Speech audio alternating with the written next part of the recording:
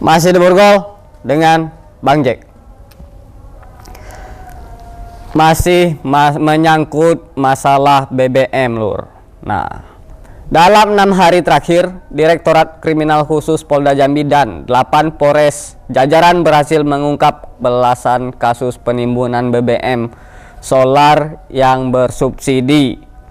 Selain disalurkan ke pedagang eceran, solar subsidi ini juga diduga disalurkan ke perusahaan industri dan pertambangan. Podak makin kayo, ya dak, Lur. Yang kayo makin kayo, yang miskin makin miskin.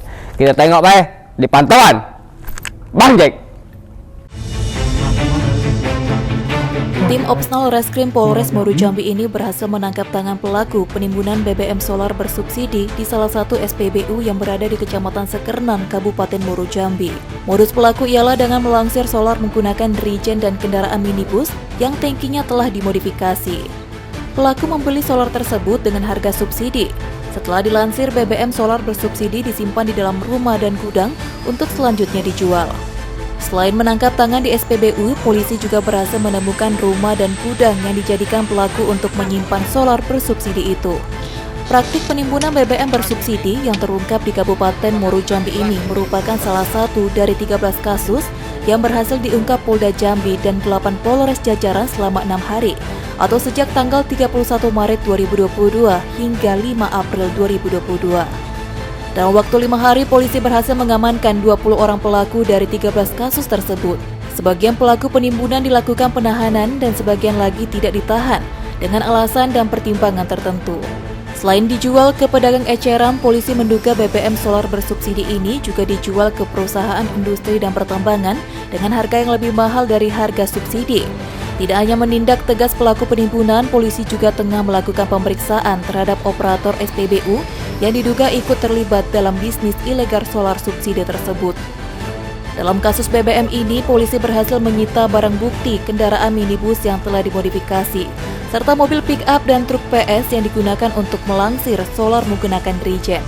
Selain kendaraan, polisi juga berhasil mengamankan barang bukti BBM solar sebanyak 14.267 liter, minyak mentah yang akan dioplos dengan solar subsidi sebanyak 3.000 liter, dan minyak tanah sebanyak 12.000 liter.